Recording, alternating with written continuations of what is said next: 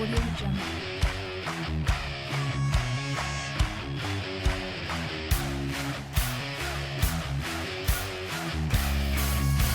Audio Jungle.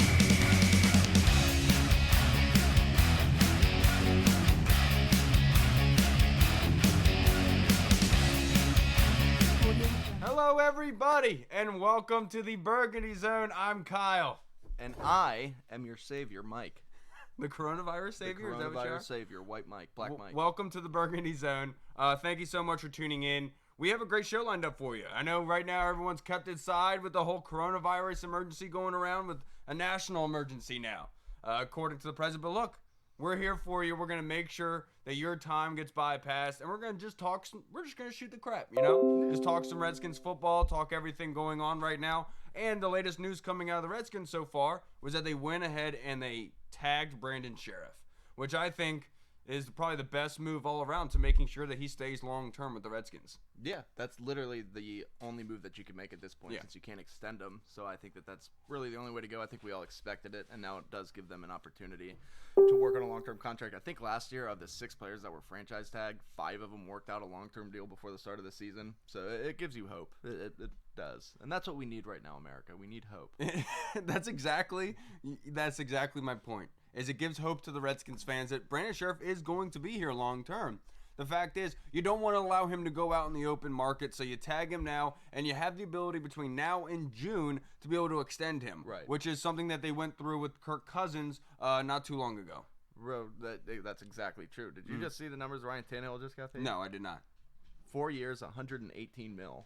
Ryan Tannehill. Ryan did. Tannehill. No wonder Dak Prescott turned down that deal from the Cowboys. That I only know. asking for what, $103 million, I think it was. Something like that. Yeah, so it makes sense. I mean, Tannehill had a really good year last year when he played playoffs. He just had to play mistake-free, and that's what he did, and just turn around and hand the ball to Derrick Henry. And, I mean, but he played phenomenal. If you look at his passer rating, if you look at really all of his numbers when he took over as a starter for Mariota, if he could put it together again, I mean, that could be, of course, they got to re-sign Henry, but that would be good for them. But Yeah, I think that's a huge credit to the Tennessee Titans, because Yeah. a lot of teams, you know, when they get to the point where they're at, you know, they would more than likely jump at the chance to go get Tom Brady to make Right. sure they got to that Super Bowl. Right. The fact that they believe in Ryan Tannehill, Yeah. where he came back halfway through the season, nobody thought that he was going to come back and do what he did. Right. And he was able. Look, I don't care what anyone says. I understand that Derrick Henry had a great running game this year. Right. Ryan Tannehill electrified that offense. He was able to get the Right. ball down the field to A.J. Brown. It was not just ground and pound. That No. was a legit offense. And that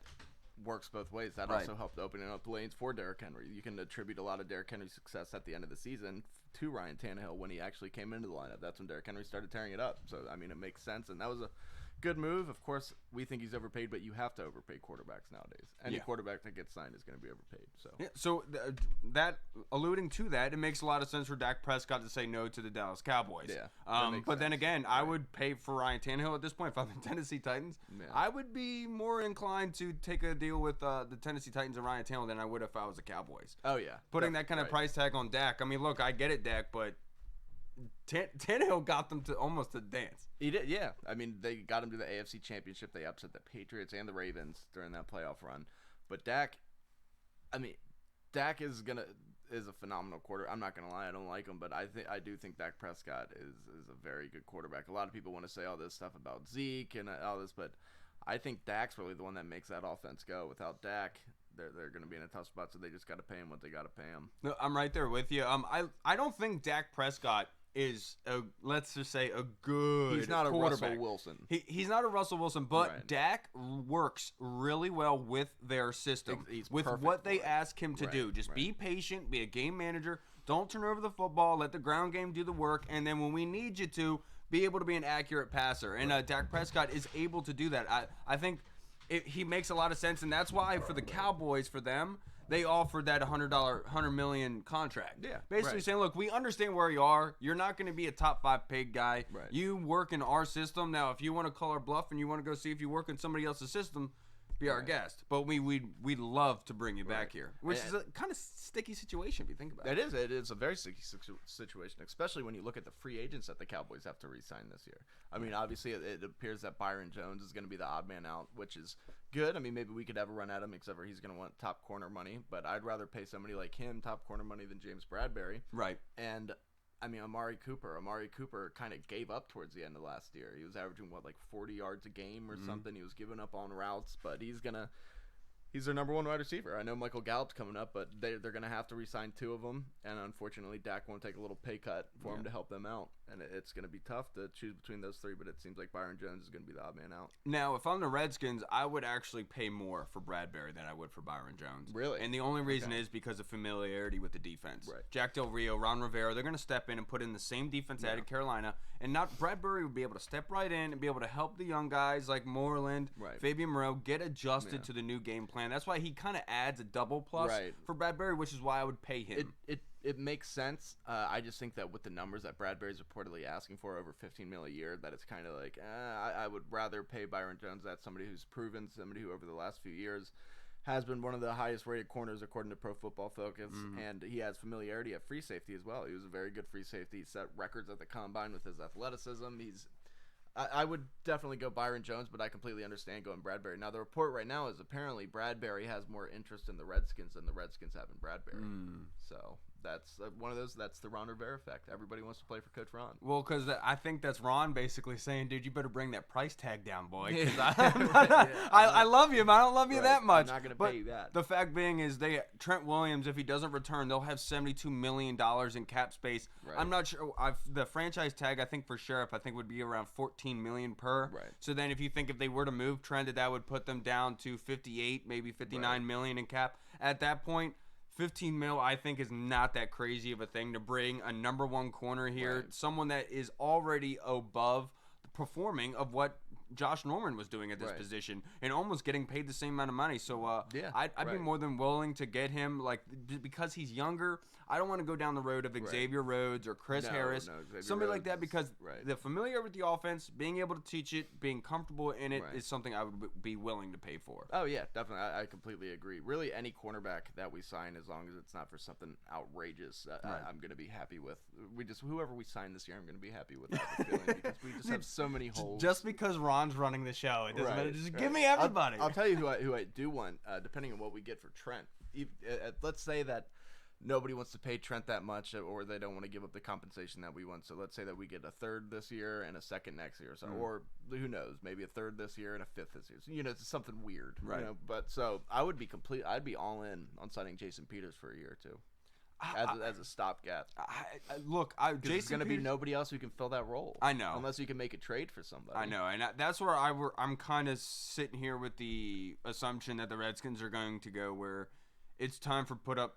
I think they would re-sign Penn before anything. I know that he's contemplating retirement just because he knows the Peters has to be contemplating retirement too. I know he has to be, but he also played really well last year. He played in almost every. I think he played in all 16 games. Something I thought that he was injury prone, but that was just a year before. Right. So I like Jason Peters. It's just I'm not all for bringing the enemies here. It never works out. It never works out for us, except for Deshaun Jackson. That did work out because Deshaun's a freak of nature. Right. No, I completely hear you, but if anything could be a stopgap for a year or two until we can find a legitimate left tackle in the draft or whatever, then I'm all for it. But I do agree. In one sense, it's good because it makes your enemies weaker. Yeah. Like signing up Byron Jones or Jason Peters would hurt the Cowboys and the Eagles respectively, but it does. It never works out. No. It seems like besides the Deshaun, and we do it almost every Donovan year. McNabb. Do I have to say anything else? Every year. Barry Cofield. Barry Cofield was decent. Jason Hatcher was a great. Yeah, Jason Hatcher. Then you got to go back to the linebackers like Jeremiah Trotter and Jesse Armstead, and it's just. But speaking of left tackles, the Colts' Anthony Costanzo actually was contemplating retirement. Right. Actually re-signed with the Colts for 2 years, $33 million. That was who I wanted if he would have hit the market. He's a smart player. I think he went to Notre Dame, if I'm not mistaken. Really good player, or Stanford. I forget where Stanford. I think it was Stanford. I think smart guy, and good for them because they're going to need somebody there. But the question is, who's going to be playing quarterback for the Colts this year? Is it going to be Jacoby Brissett returning? Is he going to be given the ability to be the starting quarterback for Indianapolis? Or are they going to try to go for a Hail Mary and go get Phillip Rivers? Yeah. Which Phillip Rivers just seems like an Indianapolis kind of quarterback. Costanzo went to Boston College. Boston College. Yeah. But, it was one of those. You were close. I was close. You were close. I'm excited to see what happens with the Colts. Like, I have a lot of people have the Colts taking Jordan Love or so at number 13 in the draft. That's way too high for Jordan Love. I think that they are going to get somebody. Either they're going to stick with Brissett or sign somebody like Phillip Rivers, and then the following year they're going to attempt to address the quarterback position. Yeah, I think that that would make a lot of sense for them. I think Jacoby Brissett just fits really well in New England. Right. And that's where he should go because New England's kind of offense is geared to just being a game management offense. Right. So look, I'm not putting anything against Tom Brady. He did really well in that offense. Obviously. But all they need to do is just be safe. Be a game manager in the New England offense, and the defense is going to play well enough. You're going to have that running game. And that's what Brissett does. In Indianapolis, you're almost expected to be Andrew Luck. Right. You're supposed to be able to get the ball to T.Y. You're supposed to be able to get the ball on the outside. Jacoby is not that kind of quarterback. He's like Alex Smith. Right. And that's the kind of quarterback goes in New England. So hopefully he goes there and fulfills his legacy there because Bill Belichick, I'm sure, wants to prove a point. Oh, yeah. Oh, Bill Belichick wants to prove a point right now. I know Tom Brady is Tom Brady. He's the GOAT, all this, but Bill Belichick has shown in the past that he's not afraid to walk away from future Hall of Fame players. When he feels that they're done, he will be like, all right, good riddance. Jason Goodbye. Seymour. He did it with he's done it with all sorts of players in the secondary. It's Ty Law. crazy. He did that too right after they won the Super Bowl too. He's done it with numerous players. So once he feels you're done, then you're more than likely done because Belichick knows everything. He does, and that's you buy into the system and you go with it. That's why I think Jacoby makes the most sense. And Phillip Rivers, because in Indianapolis, there's like no personality there. Right. It's just cornfields. It's just a pill popping. That's why Phillip Rivers makes so much sense, just because he'd bring life to that football team. And let's be real, Phillip Rivers sounds and talks, and from what I heard, used to live on a farm. And in Indiana, I'm pretty sure, if I'm not mistaken. He just reminds me of Larry Bird. Yeah. Not in the sense of his legacy in the NFL comparable, but just the way he talks. He's just a good old country boy who just, wants to have fun and raise 15 kids. And raise as many kids as possible. Doesn't he have like 9 kids or something? I think he's on 11 now, if I'm not mistaken. I could be wrong about that. He wants to get up to his jersey number. Right. He might be up to 13 by now. He's going to get up to 17 soon. That's what he's doing. This is breeding. I'm paying for him at this point. Yeah. The new CBA was just approved today. So now we're going to be going to 14 playoff teams, 17 games in a season. Your initial reaction? It's going to be weird. It doesn't take place until the 2021 season, right? Like this is the final year of regular football, and then it's going to go into this new format, which is going to be so weird to get used to. We touched on it a little bit last episode, where it's just going to be weird because you don't get 2 bye weeks now. Or it's going to be weird seeing nobody finish at 500. You're going to either be above 500 or below 500. In a way, that's good because that kind of lets you know like you're either a winning team or a losing team. Exactly. But the new playoff format, more playoff games, the better. Everybody loves the playoff games, no matter how they've been. It's over the last biggest few years money generator. So right, exactly. That would make more sense to give more of it. More football on the weekends is more money in the NFL's pocket. And I'd be really wishing it they would. We talked about this last podcast, but I'm going to address it again. Fixing Thursday Night Football. Right. They have to come up with some sort of system to be able to make sure these teams are either getting a break before or after that game. And I would like for a team to have a bye week, and then the week after that's when they have their Thursday night game. Right. Because that makes asking these teams to go play on the road like the Redskins did when they went and played Dallas and then had to come and go fly and play on Thursday Night Football was ridiculous. And they played late night on Sunday. Yeah. So they were playing an 8 o'clock game, had to get on a flight and then for Monday morning to just not even practice for 2 days to go play a game. And it doesn't make sense. No, it doesn't make any sense. And that's where you're seeing a lot of these injuries happen. And plus, the product that's been on the field on Thursday Night Football over the last few years has just been embarrassing. And by the way, that is the best cup I've ever seen in my life. Yeah, Catherine got it for me. That is love. Right there. That is love. The Office. You see that? Old Mom, you see that lens? You got to give me one of those. My face on it. That's perfect. Good for her. Yeah. She's a good gift giver, dude. I'm telling you. Yeah, I can tell. That's a perfect She's great. Gift. That's what were we talking because about? the Cowboy star. Oh, no, don't do that. I'm just kidding. You know what this is from, right? This is from The Office. Oh, that makes sense now. So Kelly had like I think it was like a Glee party. It was like a Glee episode. She had everyone over, and Dwight and Jim didn't go, and there was like a huge thing because everybody had their face on a cup. Catherine and I love The Office, so she got my face on. See, you know what? The Office is like one of the only shows on Netflix that I haven't binge watched yet. What? It's like the one show I've should seen be. it. I know. That's why everybody buys Netflix. Next show you guys have to watch. I put Tim onto this. It's New Girl. You have to watch New Girl. It's hilarious. I don't want to sound. That sounds pretty flamboyant. But you know what we've been watching lately? Jane the Virgin. Very good show. Catherine Very underrated. loved it. Did I would she? watch every now and again. Yeah. See, Rogelio or whatever, the Yeah. dad in that is one of the funniest characters I've ever seen on TV. Oh no, he's hilarious. The best show that is on, by the way, comes on tomorrow night, brand new episode. Supernatural. Supernatural. Dude, I have think you watched Freddie watches that. Supernatural? Isn't that the Superman show? No. Supernatural is about these guys, Sam and Dean, the Winchesters. They're brothers, and they go monster hunting, and it has to do with like heaven and hell and the apocalypse. Yeah, and yeah. all that stuff. It's good. It's there's what is it? They're on season 15 right now, so there's 14 seasons on Netflix, over 20 episodes a season. Each episode's an hour long. It took us like 6 months That's to what get you're caught up. binging right now. No, we just binged it. We just Okay, got done with it. I'm telling you, watch. best show I've ever I watched. know how New Girl Supernatural. sounds, Yeah. but basically, it's this one girl who's in LA and she's moving into an apartment, and there's 3 dudes that are roommates. Right. And so she gets along with them, and I'm telling you, every episode's hilarious. You'll be laughing your ass off, and every episode is really interesting. So New Girl's one to keep New an eye Girl, out yes. on. Okay, we'll have It's to watch good. New Girl next. Trust me, I got That's my it. buddy Tim onto it. I told him, I was like, look, I'm Nick. Remember that. I'm Nick in that show. Is that you? Yeah. Is that who you are? Yeah. If Okay, you watch I'm it, gonna he's have to just watch like it a really dirty dude. We'll yeah. be done with Jane the Virgin soon, so we'll have to turn on New Girl. That's actually a pretty good show. But speaking of shows, the Ravens are putting on a pretty good one right now. Yes, they are. They just got a 5th round pick. They got Calais Campbell. I think, was it 36, 38 years old, I think he is. No, somewhere about he's got to be. He's close what, to like that. 36, 45? Somewhere around there somewhere in that age range. By the way, very nice transition there. Thank you, I appreciate Speaking it. of shows, the Ravens are putting on one. I like that. But no, so the Ravens just completely fleeced the Jaguars. I guess the Jaguars trying to clear out a little bit more space for old Jay Gruden's offense down there. Yeah. Old Jay's gonna be down there. He loves Gardner Minshew, man. He loves him, man. No, but I mean, look, the Ravens. Calais Campbell just finished 3rd among edge defenders, according to PFF.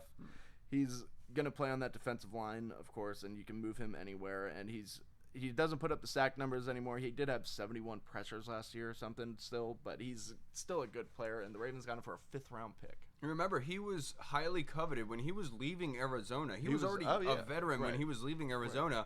Highly coveted to go down to Jacksonville, and he's still being shipped out for a 5th round pick this late in his career. It shows a lot, and we were just talking about it. He was a defensive player of the year not long ago. The Ravens, they always just trade and draft well, and you just know that Calais Campbell going to Baltimore just makes a lot of sense. Right, yeah. It's gonna end up working out for them. Yeah, and they've kind of needed a defensive leader on that team, and Calais Campbell going to that new age Ravens team actually makes a hell of a lot of sense, and I could see that defense being top 5 again this year. Right, and with that offense, that's scary. That is going to be very scary. What was one of the things that they lacked last year? Pass rush. Was pass rush, Yeah. and especially from the interior. They were lacking big time. I remember when the Redskins were about to play the Ravens, they brought on a Ravens beat guy, and he was talking. We are still very worried about their pass rush. As good as their offense is, they're still lacking really hard. Right, and that's why, I mean, they're expected to be big players, free agency this year for edge defenders.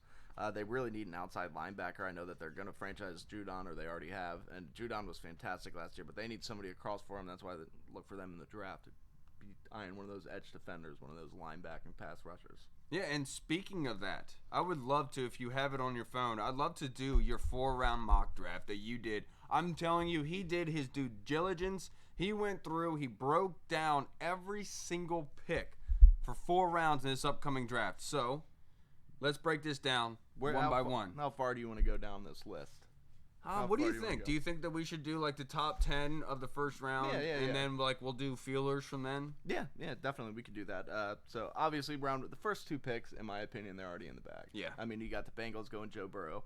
After it was made clear that Joe Burrow said that he would play for any team, it doesn't matter. There's a lot of questions, of course, if he was going to pull an Eli and say that he didn't want to play in San Diego, or Cincinnati in this case. He's not doing that. Joe Burrow he doesn't have arm strength. That's the one knock on him. But he makes up for it with playmaking ability and accuracy. His arm's strong enough. Steve Young didn't have arm strength either. Exactly. I mean, you don't need the world's strongest arm to be. In hindsight, the last LSU Pro Day when a quarterback went number 1 was Jamarcus Russell, who had the world's strongest arm. So that's not that important. Brett Favre had a strong arm. Any quarterback that's playing at the college level has an arm that's strong enough to play in the NFL. They can make the throws that you need to make.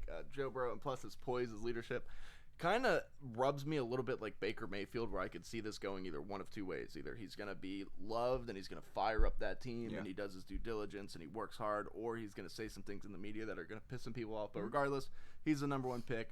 He's, after being almost a mid-round pick prior to this season, he put together the best college season ever by a quarterback in college football history. He's a surefire number one this year. Number two, Chase Young. I still think that, remember, this mock draft has no trades too, by the way. Regardless, I still think that we're keeping the pick. Yeah.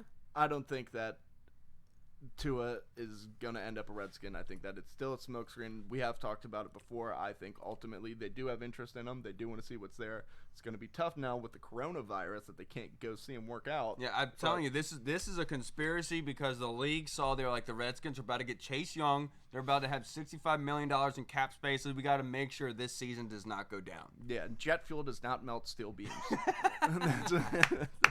That's a Chase but Young. I'm right there with you. Chase Young makes the most sense there for the Redskins at number two. Ron Rivera has talked about all offseason, strengthening your strengths and making sure that edge rushing, the pass rush from the interior is always going to be on full display. Right. Matt Ioannidis, Jonathan Allen, Deron Payne, Ryan Kerrigan, Chase Young, Montez Sweat. You're talking about, and Tim Settle. Adding anybody at any time that can get after the quarterback in a one-on-one scenario, you can't double anyone. Exactly. And I love this for the Redskins because it would immediately make Jack Del Rio's job very easy, and then would in turn make it very easy for the offense because the best offense is a good defense. Exactly. And Jack Del Rio, when he's had his top defenses, let's see, he's had Julius Peppers with Carolina, and then he had Von Miller back in Denver. Yeah. So he knows how important a pass rusher is and how much that can make a defense. Plus, it's a copycat league. Look at what the San Francisco 49ers did last year with Nick Bosa, that putting their D-line kind of over the top. I think that the Redskins kind of see Chase Young being able to do that. Now, we're not going to make it to the Super Bowl, but I think that it's a smart pick. Number three for the Detroit Lions, I have the Lions regardless of what happens with Darius Slay. I just think Jeff Okudah is so good. I think that they're going to go with Okudah, and if you can match him up with Darius Slay, have both of them on the outside, that's fantastic. I do think that Darius Slay is going to end up moving on, but regardless, I think Jeff Okudah is probably the best cornerback prospect to come along in a long time. I think that he's better than Jalen Ramsey, which is saying something. And I do want to add on to that, Mike. I'm sorry to cut you off. Yeah. I think you're 100% right on that. And think about it from like Detroit's standpoint. Right. They've had Darius Slay for years now. Haven't had a number one corner to kind of, counteract him, to kind of make their defense better. And now Darius Slay's about to leave when they have the opportunity to get Okudah. Right. And so it would make sense for me if they really tried hard to make sure that Darius Slay comes back so they can get their defense better. I know you didn't do any trades, but I'd be willing to bet here this is where the trade's going to happen with Miami and the Lions. Yeah. Oh, that's what I have on there. Yeah. If the Redskins don't trade out, then watch out for number three because if Miami is, even with the way that this draft fell, Miami still gets the guy that they want to get. I'm sure you guys can guess who it is, but that's not how it's going to work. They're going to be scared that another team's going to trade up. They're going to be scared that another team's going to jump them with the Giants. Detroit and the Giants are two teams that are – one of those teams is going to trade back. One of them's going to trade back more than likely to the Dolphins, and they're going to get very good compensation for them. Yeah. So I think that it makes perfect sense. Number four for the Giants. Now, I know that the Giants need an offensive tackle. This is a good, deep offensive tackle class, but I just think that Dave Gettleman, once he saw Isaiah Simmons at the combine, linebacker, it's not the biggest need, it's still a need, but Isaiah Simmons, you can line him up at safety, you can line him up at corner, you can line him up in the slot over a slot receiver, he can rush the passer, he ran a 4.39 at 6'4", 230. That dude is just a freak of nature. The Giants, if they stay there at number four and they take Isaiah Simmons, they're going to get a stalwart on the defense that they haven't had in a very long time. Isaiah Simmons is a fantastic football player. He looks a lot like the Aaron Donald of linebackers. Right. Where he's going to be the new edge, kind of the new kind of starter in the NFL. And that's where I could kind of see them doing it, which is funny because they have the same type of thing in a running back on the other side of the football. Yeah, with Saquon And Barkley. But honestly, right there with the Isaiah Simmons, the one thing I worry about Isaiah is staying healthy because whenever you do talk about these athletic specimens, I always go back to the thought process that they're like Ferraris. Right. I'd rather have an 18-wheeler that can take a bunch of weight, that can go a long haul and drive at a long speed, no problem, instead of Ferrari that goes really fast but is very durable. Yeah, and that's where I'm kind of worried about Simmons because he could be one of those projects that just happens to get injured all the time. And look, Isaiah Simmons might be a player that never necessarily makes an all-pro team. He might not ever necessarily hell, he might not even make that many Pro Bowls in his career. But the fact is, he's going to be so valuable to that defense because they're going to be able to put him literally anywhere on the field as opposed to except for defensive tackle, and he's going to be effective, and he's going to be the new, like you said, he's going to be the new standard for linebackers in the NFL. Yeah. So I think that it makes sense, but they do need an offensive tackle. I would be very worried about them. But Andrew Thomas has been talked about getting pushed inside to guard even. Yeah, so right. And look, if the Giants go ahead and draft Andrew Thomas at 4, go right ahead, dude. Right. There's always some surprises. Like Clelin Right. Ferrell wasn't supposed to go at 4 last year. They Right. did that. I could see somebody like Mekhi Becton. The Redskins with Tristan Brandon Wirfs. Scherff at 5. I mean, obviously that was a good decision to do. Right. Yeah, exactly. And it made sense. Number 5, the Dolphins. We all know Tua Tagovailoa. I think that they are going to have to. I think that they're all are going to ultimately trade up to get him, but I do think that it doesn't really matter. They have the draft capital. They have so many picks this year. They have 3 first-rounders. They have, I think, 2 or 3 second-rounders still. I got to double check, but they have more than enough to do whatever they want to do if they really want to. And Tua, let's not forget, before Joe Burrow came out and had this season that he had, and before Tua's injury, this draft was all about Tua. Oh, it was for all years. about It was Tua. all about tanking for Tua. Everybody, he was supposed to be the surefire number 1 pick. And now the only thing that really worries you is, of course, his injury history, that hip injury. They say that he's fine, but he's going to be in the NFL with some big boys that are going to be laying shots on him, especially in that division with the Bills defense, with the Patriots defense, the Jets. So it's going to be tough, but I think that Tua is super talented. It's going to be apparently, I never thought about this. Apparently, wide receivers say that it's very weird for them to learn how to catch passes from a left-handed quarterback because the way that the ball spirals. Like, Really? it's not something that obviously is really going to affect them, but just in Right. practice, getting used to it, seeing the ball come at you at a different You rotation. never think about things like that, but then Right. when you actually put it together, you're like, actually, that that kind of makes a does lot of make sense. It does Right. make sense. Yeah. And with Tua, obviously the injury is another concern because not Right. only did he have a hip injury in college, he also had an ankle injury as well, and I think he had a broken finger. Right. To put on top of that, obviously in football, everyone has broken fingers. It's a very tough That's sport. that's But what in the NFL, you're gonna get hit, and you're gonna get hit hard. I mean, look at Kurt Warner. He still hasn't regained 100% of his brain strength since he got Right. knocked out by, who was it, Ray? I think Ray Lewis had knocked him out that one time. Look at Troy Aikman after the LeVar Arrington hit. Oh yeah. No, LeVar put him out. Dude. That was He retired him. exactly. And look at Troy Aikman. You can just tell when he's talking now. That's why whenever he calls Redskins games, he always has bloodshot eyes because he's scared that LeVar's coming around the just corner. thinking about it. He's like, God, that man. Burgundy always scares me now. It scarred me for life. I won't let my daughter dress in it. But number 6 of the Chargers, you have them going with Justin Herbert. See. Now I want to hear your input here because Herbert does have a cannon of an arm. So this pick I could see going multiple ways, and this is we're gonna get into kind of deep here. The Okay. Chargers. So I could see one of two things happening. The Chargers just shipped out Russell Okung, which is a tackle for a guard. So maybe they're thinking that at number 6 they can draft a tackle. Okay.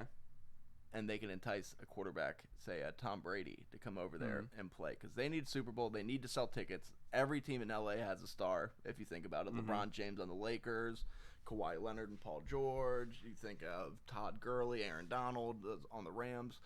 Chargers don't really have anybody, but they're not a bad football team. No, they're not. They're really not. It's not going to be every day that they draft this high. That's why I have them taking Justin Herbert. This is pre-free agency. We don't know what's going to happen. Justin Herbert is interesting. He's got all the physical tools in the world that you want. Yeah. He struggles with accuracy to all levels. He's a little bit of not an in-your-face type of leader. He's more soft-spoken, so it's going to be a little bit. You okay? Trying to get his attention to stop barking. I was like, what is that a sign for? No, I'm trying to get him to stop barking, dude. But I think that the way that this draft fell pre-free agency, the Chargers still need a quarterback unless they're comfortable with going with Tyrod if they don't sign somebody. And so I'd say that either a quarterback like Justin Herbert or an offensive tackle are really the two positions to watch. I have them taking Justin Herbert. Yeah. Now looking at your next pick here at 7 with the Panthers.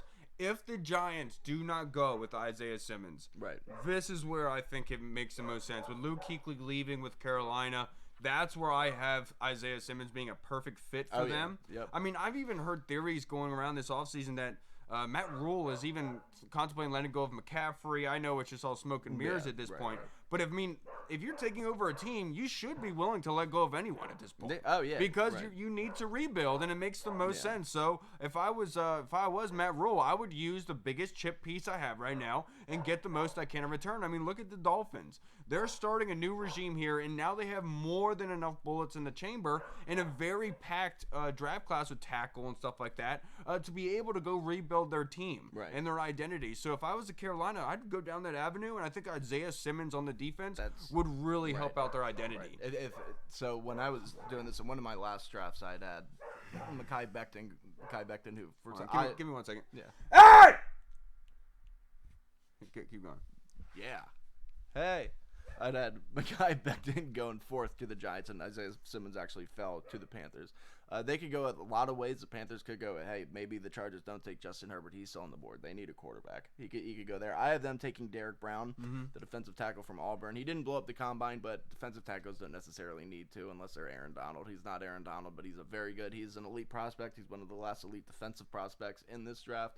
I think that it's smart for you to build in the trenches as you're building your football team. They still need to, and plus it's going to help whoever they have at linebacker. It's going to free up some blockers for that linebacker to roam and make his job a lot easier, whoever they have filling in for Kuechly. Yeah, and look, they have Shaq Thompson there, somebody who's coming off of an injury.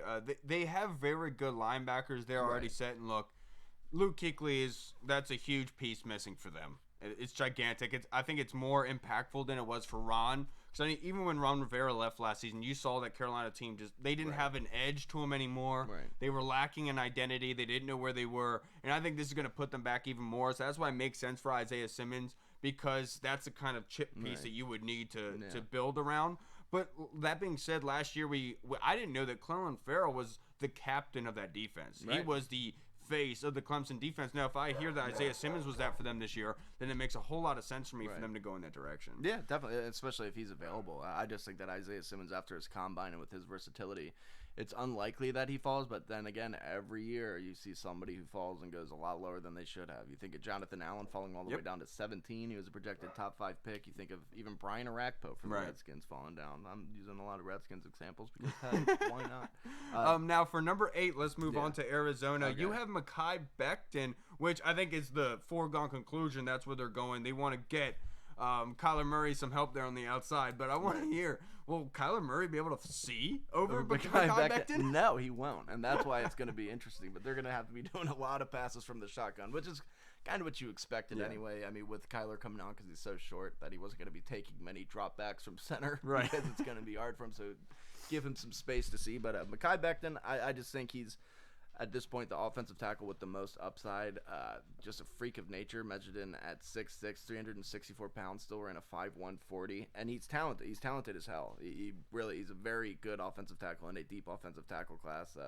You really can't go wrong between like him, Tristan Wirfs, and Jedrick Wills. Right. So really, any of those guys and Andrew Thomas those are the top 4 offensive tackles. The scouts were not lying. Scouts are not lying when saying this is a very tackle-heavy draft. Yeah, and that's why kind of the Redskins are in a good position against Trent Williams at this point, because they really don't need to do much.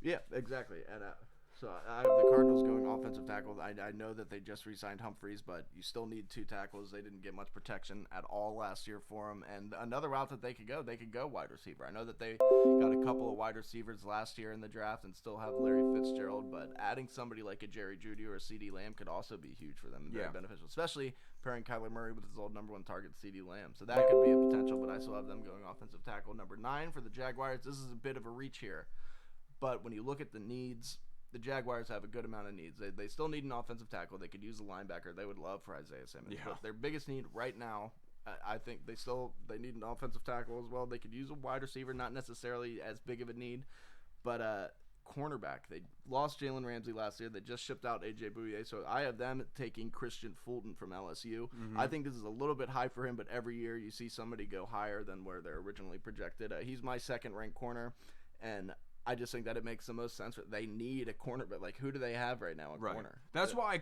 for me, I thought that the Jaguars are going to be a team that would be willing to trade for Quentin Dunbar from the Redskins. Yeah, exactly. Jay Gruden loves Dunbar. If it wasn't for Jay, Quentin wouldn't even be in the league right now as a wide receiver because he's moved to corner at only $1.5 million against the cap this year. Right. It makes a whole lot of sense for him to go to a young team that wants to build there, and they don't really have corners right now. Yeah. So I think your explanation is spot on Right. with going with a corner with their first overall with their pick. Right. And then number 10 for the Browns.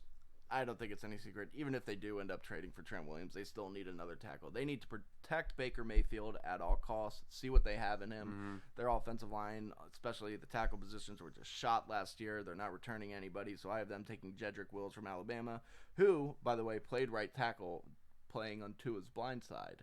So he could, if they do trade for Trent, they could just put him there at right tackle where he's comfortable on the right side of the line. If not, he's athletic enough and he has a skill set to move over to the left side and be their number one left tackle. Right. So, but this mock draft was pre-free agency, no trades. You're right. So it all just depends on what happens. A lot of things are going to change between now and then. But as of right now, I think that regardless, no matter what, the Browns are going to go offensive tackle. We completely understand that doing a mock draft before free agency is kind of ridiculous. Right. But look, we got nothing else to do. The coronavirus is around. There's no sports on right now. So just let us talk about it. Now, that being the first 10 overall picks. So we have, obviously, Joe Burrow going number 1 to the Cincinnati Bengals. Chase Young going to the Redskins. Number 3, we have the Lions taking Jeffrey Okudah, the cornerback from Ohio State. We have the Giants taking Isaiah Williams, the linebacker out of Clemson. Simmons. I was going to say Williams. Yeah. Isaiah Williams. Isaiah Williams. Who the hell is hell's that? Isaiah Williams? And then at 6, we have the Chargers going with Justin Herbert, the quarterback from Oregon. 5 was Tua. Oh, did I miss Tua? Yeah. 5 Dolphins taking Tua Tagovailoa. 6 Chargers, Justin Herbert. 7's the Panthers taking Derek Brown, the defensive tackle from Auburn. 8 the Cardinals taking Mekhi Becton, the offensive tackle from Louisville. 9 the Jaguars taking Christian Fulton, the cornerback from LSU. And 10 the Browns taking Jedrick Wills Jr., the offensive tackle from Bama. Now, Roll Tide. let's move to the second round if you Okay. want. You don't have the Redskins obviously taking anybody there. No, but I did not do any trades. Or So anything. do you want to do a quick runoff? Is there any notable names in the Just wanna- second round that you Okay. want to break off? Where like surprise places Yeah. that somebody went that you picked? Okay, yeah. Let's start off number 34, the Colts, the Redskins. Old pick. I have Grant Delpit, the safety from LSU, going there. He's a Ooh. first-round talent. He kind of fell down a little bit, didn't have the season that some expected. But pairing him with somebody like Malik Hooker could be huge for the back end of that secondary. Let's see. Who else do And we given the have here? fact that they don't know what's going on with the quarterback position right now, it would make a lot of sense for them, Frank Reich, to go with defensive minded again to make sure that they're shoring up that defense. Because I know last year they were playing corner. They had corners on their team that were nobodies. Right. That absolutely had calling up guys that were just bagging up groceries the week before. Right, So it right. makes a lot of sense for them to go secondary. Right. Other notable picks, number 45, the Buccaneers. I have them taking Jordan Love, quarterback out of Utah State. Wow. Yeah, you know. That makes a lot of sense. And Look, it- Jameis Winston, what's going on with him in Tampa? Even if they do bring back Jameis. There's nothing wrong with a little bit of competition. Worst case scenario is Jordan Love beats out Jameis, and Right. that's awesome. Best case scenario, Jameis plays fantastic. He plays a lot Mhm. better.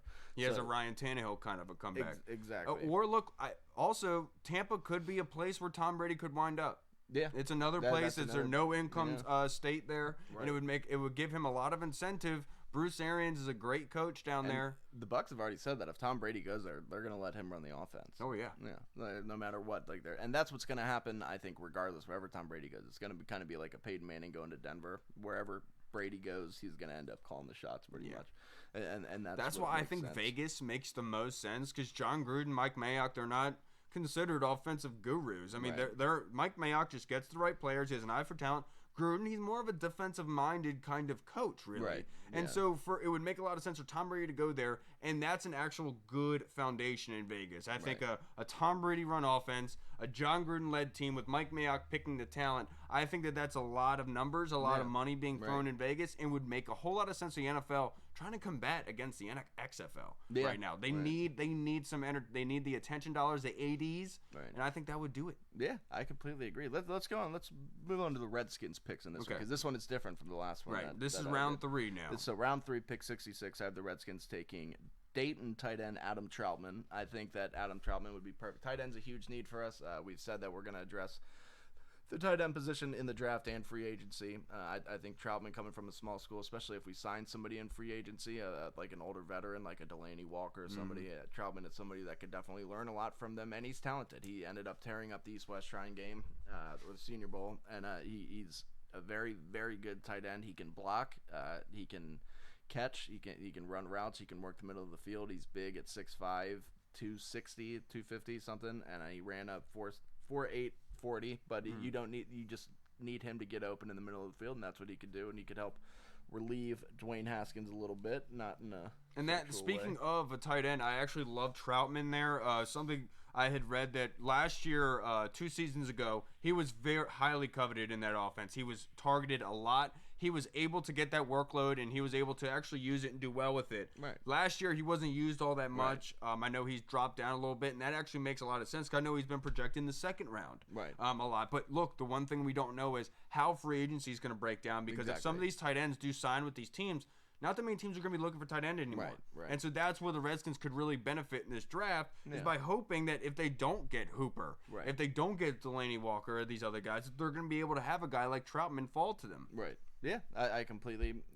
agree. Round 4, pick number 108. So the Redskins now have 2 fourth-round picks, which is a good thing. They got a compensatory pick for them. So pick number 108 in round 4. The Redskins taking Isaiah Wilson, an offensive tackle from Georgia. Big-bodied offensive tackle. He's huge. He's somebody that if he would have stayed in school another year, he possibly could have been a first-round pick, a late first-round pick, taking over for Andrew Thomas on the blind side. That's what was expected of him, but he's got just a big physical frame. He's huge. He played on the right side. He has experience inside at guard. He's somebody who could play swing tackle, possibly even take over for Morgan Moses eventually. Absolutely love it because Ron Rivera just talked about this not even a month ago. Versatility is all that he cares about with these football players because when you get into not being able to have guys on game day dress because of injuries, you need to have guys that are able to play swing tackle, left or right tackle, or play either guard position, and that makes a whole lot of sense. And getting that kind of value in the 4th round for the Redskins would be huge. Oh, exactly. I completely agree. And then pick number 142, the Redskins comp pick. I have them taking Jeremy Chin, a safety/linebacker out of Southern Illinois. Jeremy Chin is somebody who ran a 4.5, 4.4, somewhere in that range. He's 6'3", 220-something pounds, but he's actually very good in coverage. A lot of people don't realize that. He's fast enough that he can play free safety if we need him to, but he's also somebody who's big enough that he could play linebacker. He could play strong side linebacker, cover up over the tight end. He can do all these things, and he's somebody who can move. That's another versatile piece. And or like I said, he's somebody who's similar size, a little bit bigger and faster than Monte Nicholson, and he could play there at free safety as well. The one thing that he kind of lacks is awareness on the football field, but that's something that'll just come with time, playing against better competition, you hope. And I think that's somebody that Jack Del Rio and Ron Rivera could really use. Yeah, you're absolutely right about that. That was one of the areas of the Redskins team that I thought that Ron Rivera and Jack Del Rio needed to take a look at, and Kyle Smith, because right now safety is one of the biggest question marks because of Monte Nicholson. We have no idea what's going on with him. Look, he's a good player, but even on the field, he's not 100% guaranteed. You don't know what he's going to be putting out because he has been dusted at times. Now, that being said, given the situation going on, there's been new developments with this Trent situation, Trent Williams, and it's been talked about how what we've had alluded to for the past couple weeks, what I had thought was going to happen, where it was going to come back to Ron Rivera telling Trent Williams, all right, dude, well, nobody's biting.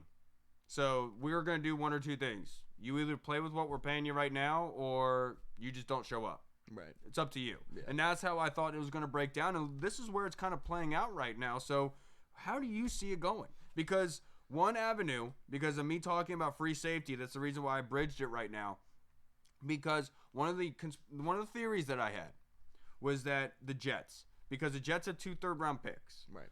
They could give up those 2 third-round picks to the Redskins for Trent. I would easily love that because they could use one of those 3s or 2 of the 3s to move back up in the second round, which would make a lot of sense. Yeah. Or if they don't want to trade those picks, they have somebody by the name of Jamal Adams in the back end there. And Adam Gase is not married to anybody on that team right now but Sam Darnold. Right. And so for him to be able to get Sam Darnold's protection on his blind side, would he be willing to give up Jamal Adams there as a free safety? And if the Redskins were able to add and subtract Trent with Jamal Adams, I think that's a slam dunk for both teams. That would be perfect. I think that's little bit wishful thinking. Yeah, but at the same 100%, that would be, 100%, that would be 100%. awesome.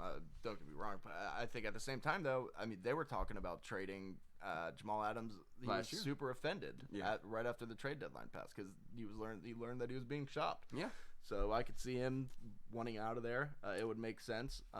They definitely have a need to tackle. They have to protect and provide weapons for Sam Darnold this year. So you never know. I think that the Trent situation, it's going to be tough. I think exactly like you had said. Ron Rivera talked to Trent. Trent told him his number. He thought it was kind of absurd that he wanted 20+ mil a year. Mm-hmm. So he was like, go feel his other. Go see what some other teams want right now. Go see what some other teams will pay you, what you're worth. And he's letting them do that. And I think him and his agent are having a tough time finding a team that will pay him that money. And then on the flip side, I also think that the Redskins are having a tough time finding fair compensation for him. Right. So hopefully this whole thing will shake out. Maybe Trent will be here next year. Maybe that's how this all ends. That's the one thing with me, Mike, is that doesn't make sense here because I completely understand. Look, yeah, go out and see what teams will give up, see what teams will pay you. Right. That does not mean that the Redskins will take that trade. The Redskins Right. will sit here and say, look, that's great that they're going to offer you that, Trent, Yeah. but they're not going to give us shit. They're going to give us a 5th round Right, pick. so what the hell do I care what Yeah. they're going to offer you? Right. That's where it kind of makes, that's where, to me, when I read that news and I saw that, I said, okay, this is them calling his bluff. Yeah. This is Right. them saying, okay, go out and see what you got, big guy, because Right. what's going to end up happening is you're going to be playing for the Redskins this year. Right. And I'm really put down by all this because, look, I understand there's no loyalty. I understand with Trent, like, he's just probably, look, it's my job. I Right. don't care about the Redskins fans or anything like that. Right. But he's been quiet Yeah. throughout this entire process. This entire time been quiet. Then come out and said, blame the Redskins, the way they treated his head. Then said it's not about the money. Been leaking through D-Hall, apparently, and all that crap. Right. Doesn't say anything. And then all of a sudden, no, it's about the money I want out. Right. Like, come on, dude. Like, where is the transparency in all of this? Why are you hiding this? Right. If you do want to be here, say it. If you don't want to be here, say it. Why did you take so long? That way, Right. the fans could have helped you get out of here. Right. Obviously, they helped Bruce Allen get out the door. Right. Yeah, I completely agree. And Trent, it's just gonna be super interesting to see what ends up happening with him because we don't know what they're talking about behind closed doors, but we do have theories and they make sense. And let's hope. I mean, left tackle. If Trent goes, left tackle becomes an immediate need for the Redskins. All of a sudden, if a team like the Dolphins who have 3 first-round picks, if Trent goes and we don't get a second-round pick for him, say, and we have an extra hole to fill now at left tackle, all of a sudden, a big trade, if somebody offers you the right amount of picks, that's looking awfully enticing. That's looking awfully good.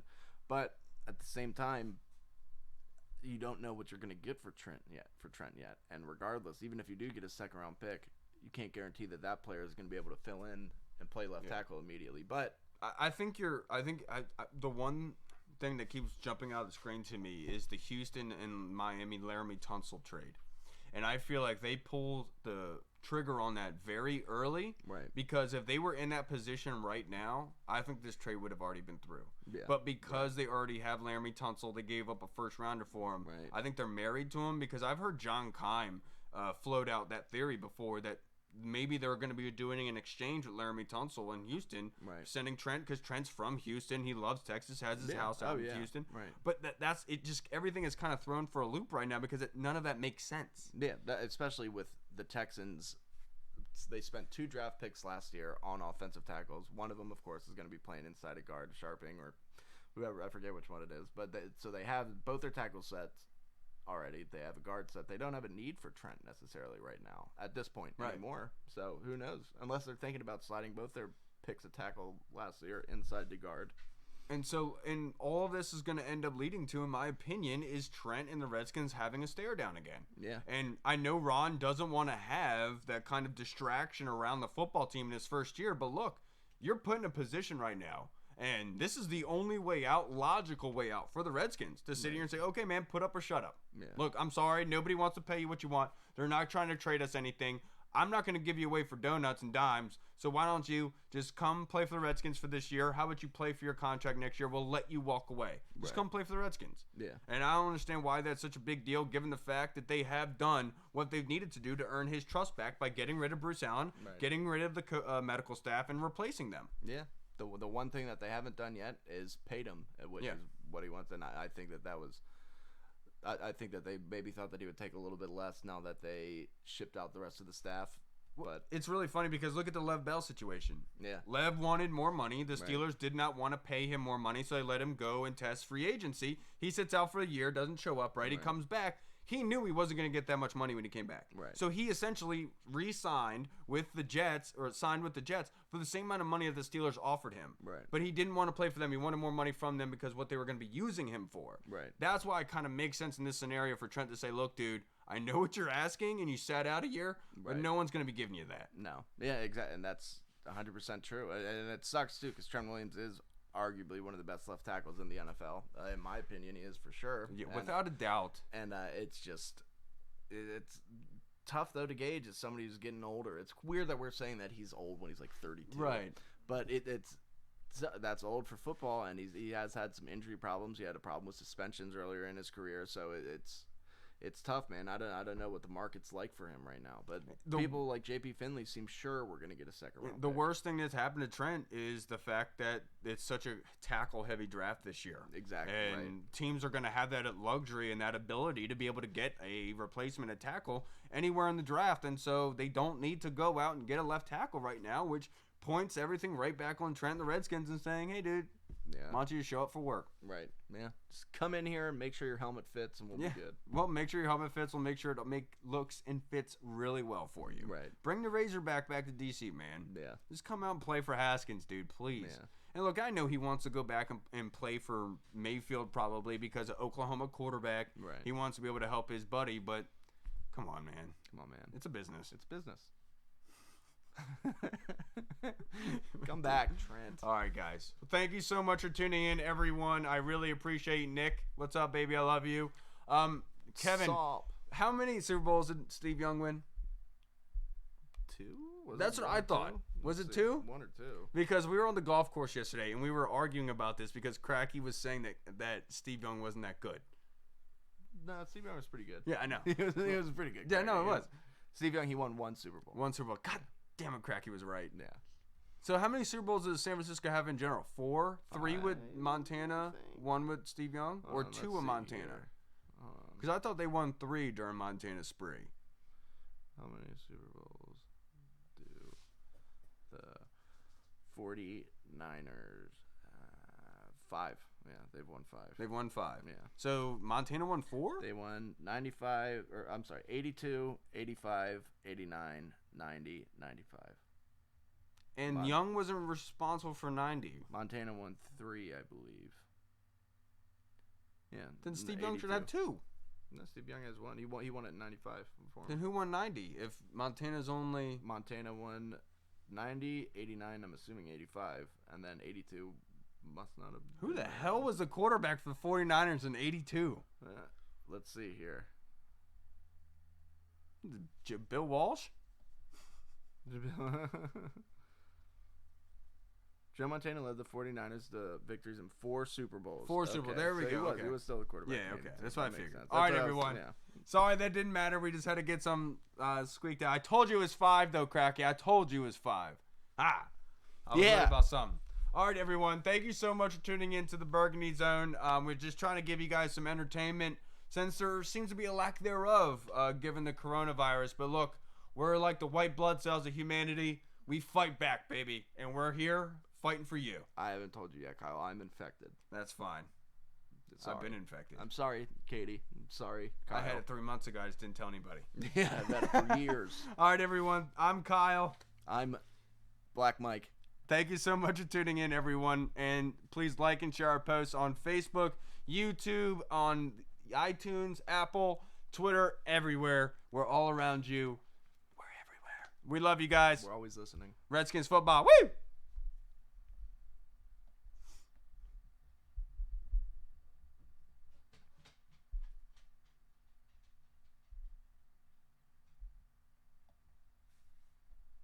And we're still live. Mhm.